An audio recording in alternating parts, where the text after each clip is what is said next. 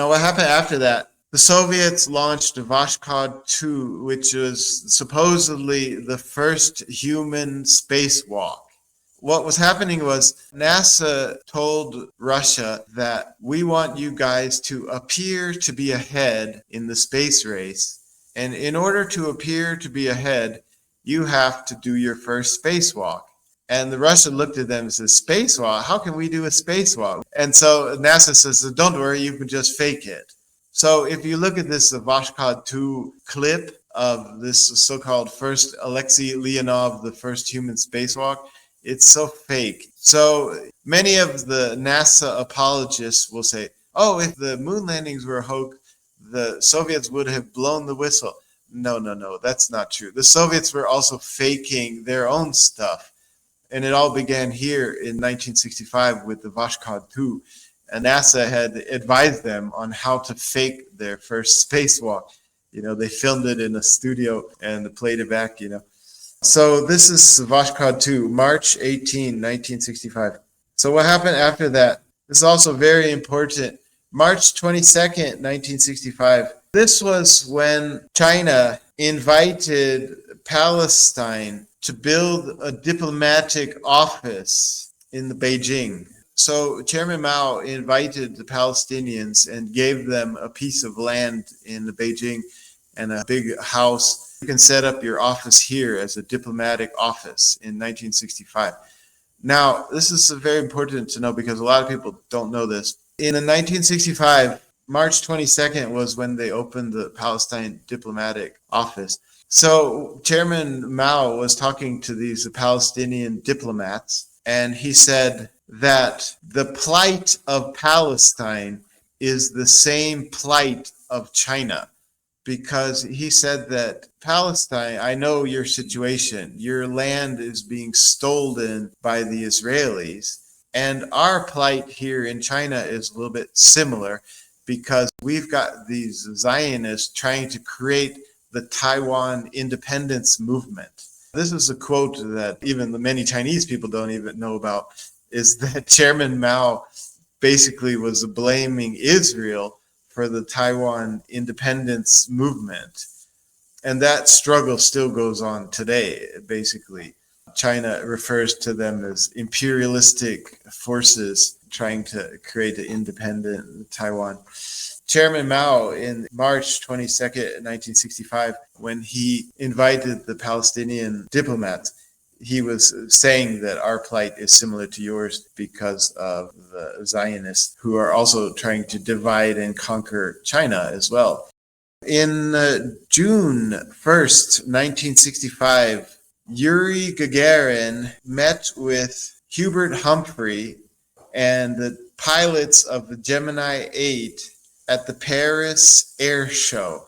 So this is a very interesting photo because you can find this photo under the Paris Air Show of the Soviet astronauts meeting with American astronauts in Paris, and they were all Freemasons. If you ever listen to my interview with this ex-Soviet whistleblower, so Yuri Gagarin was a Freemason, and he supposedly died and was buried. His ashes were buried inside the Kremlin wall. But this was a hoax which the Freemasons of the Soviet Union pulled on the Russian people because Yuri Gagarin did not die and his ashes were not buried in the Kremlin wall, but rather he was hidden in America, and he hid out with his Freemason buddies in America. When you see these Freemasons meeting and making secret handshakes, you can tell. So next one is July 30, 1965. LBJ created the Social Security Act. So again, LBJ was doing nice things for the public because he knew that the Vietnam War was coming up, and let's make them a little bit happy because pretty soon they're going to get screwed. And finally, in August 6, 1965, LBJ passed the Voting Rights Act. So again, this is just some nice things that LBJ was doing for the public, while at the same time kind of screwing them over by sending American troops off to Vietnam to die. The next thing is October 28, 1965. This might be interesting for Weezy. We talked about this on the Second Vatican Council. Pope Paul VI in the Second Vatican Council said that the Jews are not responsible for the death of Jesus. So this was decided there that no longer could Catholics say that the Jews are responsible for the death of Jesus. The fact checker determined that is a fact. Okay. On December 4th, 1965, Gemini 7 made a duration flight of 13.75 days, so nearly 2 weeks. So the flight of Gemini 7 was NASA could keep 2 astronauts up in low orbit for up to 2 weeks. This was really downhill from there. You see, their plan of faking the moon landing took place in 1962. And in order to fake the moon landing, first thing they had to do was send a television camera to the moon. And the second thing they had to do was to be able to keep human beings in low Earth orbit for up to 2 weeks so that they could pretend to be on the way to the moon. So this was all downhill from there. Once they got their Gemini 7 flight of 2 astronauts in space for 2 weeks, that was all downhill from there. December 21st, 1965, the Soviets announced that they're going to start sending rockets to North Vietnam. This is also very interesting. At the same date, on the same date, December 21st, 1965, NASA launched one of their top secret scout rockets. Everybody was aware of the Saturn V program, and they were aware that NASA was building these Saturn V rockets. But the public wasn't even aware of the Scout rockets. The Scout rockets were secret rockets that NASA was building and launching. Between the years 1965 and 1970, there was 12 of these Scout launches which NASA admits to. If you search Wikipedia for the Scout rocket program, they admit to 12 launches between the years 65 and 70. But this was also a top secret project at the time, and there may have been more than 12. These are just the 12 that NASA admits to. And I think that's important because a lot of the NASA apologists, again, say that NASA wasn't doing any secrets. And if they would have had any secret missions or unmanned crafts to the moon, we would have known about that. Is this what you were talking about? Yeah, this was top secret at the time. And we can read about it on Wikipedia today, but at the time, the public wasn't aware of these missions. So let me keep going with the next thing. The first of the Scout launches took place on the same day that the Soviet Union announced that they're going to start supplying weapons to North Vietnam. Next was February 3rd, 1966. So Luna 9 was the first craft to make a soft landing on the moon. So that means not crash into the moon. Before that, all the crafts they had sent to the moon simply just crashed into the moon. And this was the first time a craft could actually land on the moon and not be destroyed by the landing. So even though they claim that this was a victory for the Russians, this was actually a victory for NASA because NASA was the one supplying them with the technology they needed in order to land a craft on the moon. They just let the Soviets do it first so they could create the illusion that the Soviet Union was winning the space race. Then on February 22nd, 1966, you had the Soviet flight called the Cosmos 110 when they sent 2 dogs supposedly up into the Van Allen belt. So why did they do this? The reason why the Soviets launched 2 dogs up into the Van Allen belt is just to say, hey, look, it's safe. It's safe. Basically just making the story for NASA, providing cover because they knew that NASA was planning on faking it. So they had to make it seem like it was safe to send dogs up into the Van Allen belts.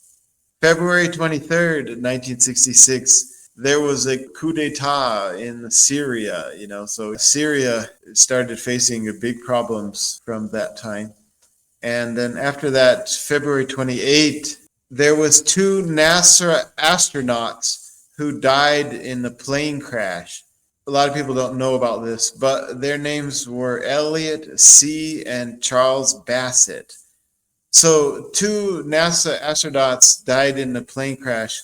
I don't know if we should be suspicious of this or not. I really haven't researched it much, but anyway, I just gave you their names. I mean, it's possible that they could have died under unusual circumstances. So now we have March 29, 1966. Brezhnev started criticizing both the US and China.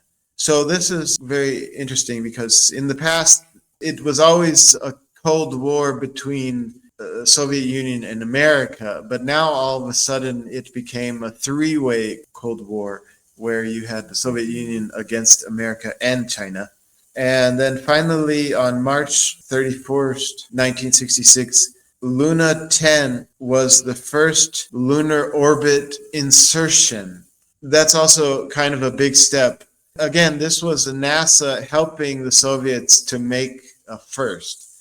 So they had the first soft landing and they had the first lunar orbit insertion. It means you knew how to fire the rockets at just the right time so that the craft would continue orbiting the moon and could stay there as long as they wanted. So that was a very important step for them. But again, they were just allowing the Soviets to pretend that they were ahead in the space race. So regarding this thing, it's actually a very important point. A lot of people ask, was it only the Apollo missions where they did fakery, or were they also doing fakery in the Gemini missions? And it may be possible that they kind of lied a little bit here on Gemini 9 because they say that they could pop open the door of the spacecraft and leave the door open for 2 hours. And that is questionable because what will happen is if you open the door of your spacecraft, then the film inside your camera will start to freeze. And so can you really leave the door open for 2 hours? I don't know. Maybe Robert can even talk about that. What do you think about this Gemini 9A? Were they really able to do a 2-hour spacewalk back then? Well, I don't have a problem with that part of it. The problem I have is that when the astronaut comes back in, he has to repressurize that craft, which means that it's going to get very, very cold in there for a short period of time, and I personally believe that that's going to ruin the film. However, if the film was exposed to space as long as it was on the Apollo 11 to 17 missions, we would have a serious problem because we've discovered that when Bill Demos put the film into the vacuum chamber at the University of Patras, some of it fogged and some of it changed hues. So we have a little bit of a problem. The reason I was asking Robert is because he did a lot of tests where he put this film rolls in the vacuum. It's a very important subject. If you put an object into a vacuum, then it starts cooling down. So it's just a question of how long can you leave it in that vacuum before the film actually freezes. One of them had a camera around his neck, a film camera, when he was out there. Now, don't forget, Gemini 9, they did not go up around where the space station is, the ISS is. They were in relatively low Earth orbit. Now, the torr level for the ISS, for the vacuum, is torr 10 to the minus 7. Now, when Gemini went up, I believe it was torr 10 to the minus 4 to 5. Film doesn't really get affected to that level of fogging until it hits minus 6. And that is where we found the fogging really start, at minus 6. So he could have still been okay if he would have been below that level, which he was. And actually, we figured he was about torr 10 to the minus 4. So the film could have been okay if he used high altitude film. So there's not really too much of a problem with that. And besides that, I believe he was only out there for, 2 hours, I believe? Yeah, but that's quite a long time, 2 hours, yeah. Yeah, you see, well, I had the film in my chamber, and I had it at torr 10 to the minus 3, but I had it for 24 hours, and I was cycling it. Now, that was the 168 ISO film, which they used on Apollo 11. Don't forget, they were out there for 2.5 hours on that lunar surface. That would have been Tor 10 to the minus 12 when they were out there. That would have completely destroyed that film. So from what I understand, because I had this discussion with a few NASA apologists, and we were talking about some photographers who go like to the Antarctic or the North Pole, and how to treat film in the cold temperature environments. So they advise you, keep the film near to your body. So the film can be cold, but it depends on the speed at which it cools down or warms back up. If you have film in the freezer, you have to bring it back up to room temperature kind of slowly, I think, because if it unthaws too quickly, that can damage it. Well, I keep my film in the refrigerator, the film that I do not use. If you freeze film, yes, it will damage it if you take it out because you're going to have water in there, The water, moisture in it. Gemini 4, so it was about 163 by 284 kilometers. So that was when they made that first spacewalk for Ed White on June the 3rd, 1965. So that really wasn't that high. So in your opinion, we don't really have reason to doubt this Gemini 9. 2 hours could have been possible. Oh, yeah, that's no problem at all. They weren't in a vacuum like the ISS is. Now you're really starting to get into some heavy vacuum here. But when you take a look at what Ed White did at that altitude, he would be at Tor 10 to the minus 4. We didn't really see heavy fogging until it hit Tor 10 to the minus 6. That's when the fogging started. As a matter of fact, you can even see in that film that I had, you could see the vacuum chamber in the university. But as soon as it got to Tor 10 to the minus 2, you could even see the fog, the outgassing just starting in that chamber. And when he was finished, Bill got that chamber down to Tor 10 to the minus 6. I had mine at Tor 10 to the minus 3 for 24 hours. And don't forget, I cycled it. Bill only cycled it once. I cycled it 3 times each 8 hours. So I let the air back in, pumped it out. Let the air back in, pumped it out. I did that 3 times to simulate what Apollo 11 would have done on the lunar surface when they stowed that film in the LEM. So they landed, the film's in the containers, they get out, they depressurize. Now that film's in a Tor 10 to the minus 12 vacuum. That's an extremely hard vacuum. Then they go back in it again and they pump the air back in. Now, when you do that, it freezes. The temperatures go down into the minus 200s when they start letting that atmosphere in. So you could just imagine what it's doing to that film, because now you have atmosphere in there. You have freezing particles, freezing oxygen particles in there. I mean, this is destroying the film. And then what happens? Now that they've had their nap, they go out again. So guess what? Now you're in a vacuum. We should have seen fogging all over that film. And not only fogging, the worst of it for the color film, we should have seen all of the hues just bleeding all over the place, just like it happened at the university. The hues were everywhere. The reds are bleeding and the greens are bleeding and the blues. It's all over the place. So to answer your question, yeah, the Gemini, if they took a camera outside for an hour or 2 hours, that would have been okay. You wouldn't have had fogging on that. No. Thanks.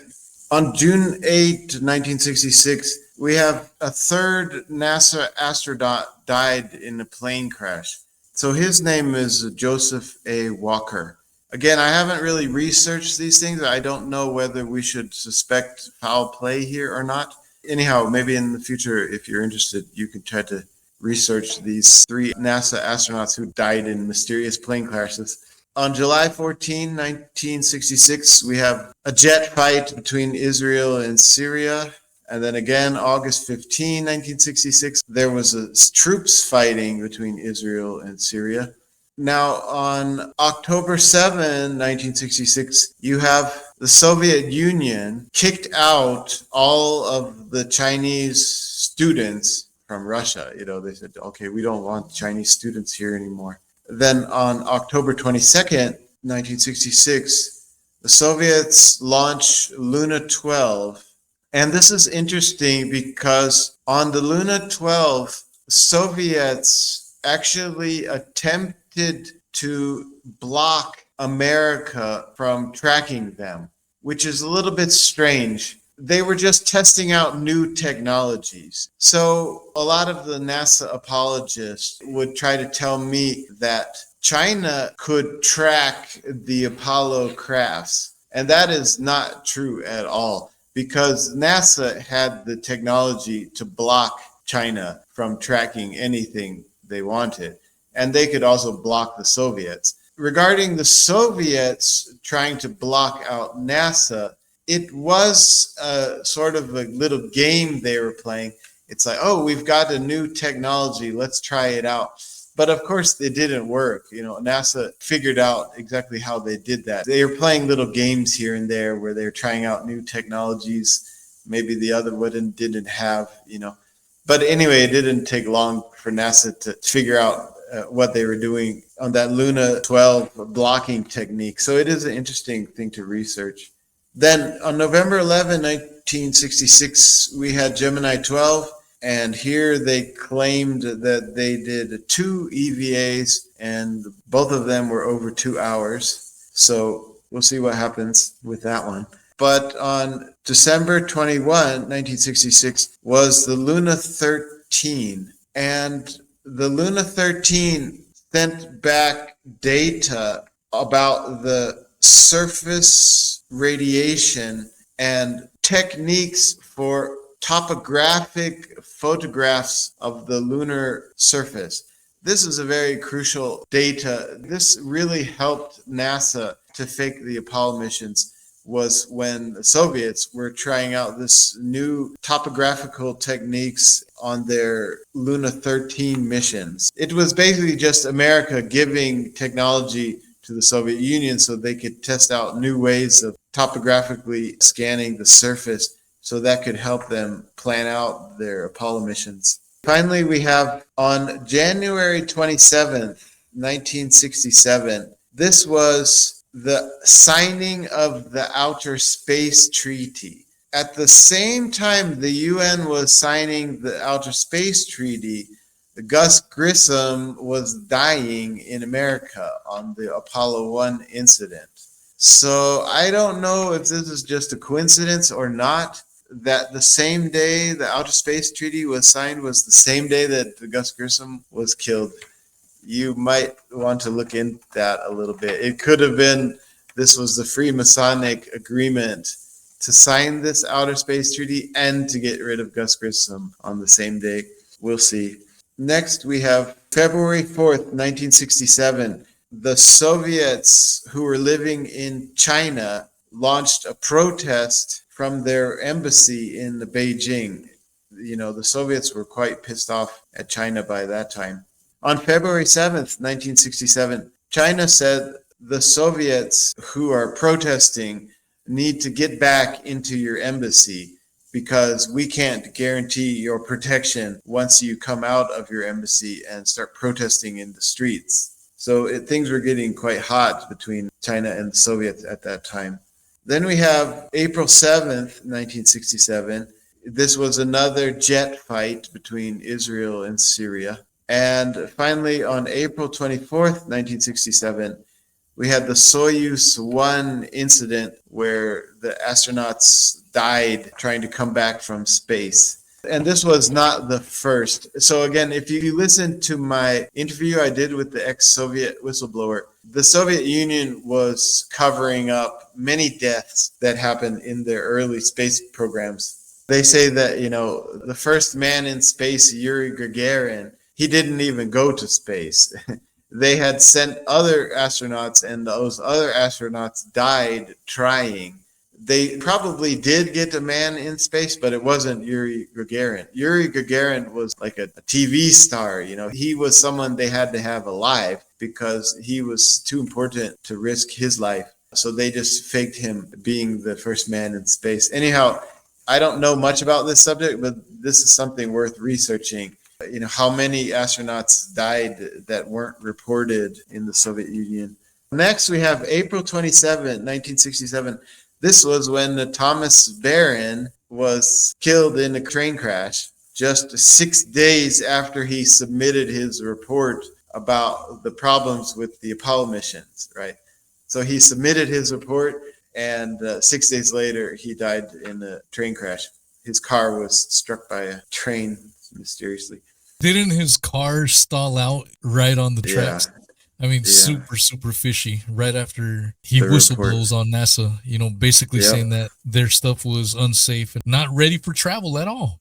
So they got rid of Thomas Barron, and then on May 19th, 1967, America and Russia signed the Outer Space Treaty. If we come back to our chart, when America stopped nuclear weapons and then they started dropping in nuclear weapons, so 1967, they had already made a lot of progress. They had already soft landings on the moon. They had conducted a lunar insertion, and they had made a lot of progress, and they had signed this Outer Space Treaty. So America was starting ready to drop their nuclear weapons stockpiles, and were transferring nuclear weapons to the Soviet Union so that the Soviet Union could start increasing their nuclear stockpiles. So what happens after that? America starts decreasing their nuclear weapons, and Israel launches the Six-Day War. So on June 5th, 1967, the Six-Day War begins. You had the Arab countries announcing the 1967 oil embargo. So this, as a lot of people are aware, the oil embargo causes the price of oil to rise, and Americans were waiting in line to buy oil and stuff like that. And then finally, on the next day, on June 8th, the USS Liberty false flag incident. The USS Liberty was a failed false flag attack where Israel tried to attack an American ship and blame it on Egypt in order to bring America into a war against Egypt. But Israel screwed up and they failed to sink the ship, and there were survivors. Because of the survivors, they weren't able to use it as a false flag in order for Israel to trick America into fighting a war against Egypt. These Freemasons and the Israelis were working together, and they were launching these false flags together, as they still are today. Today.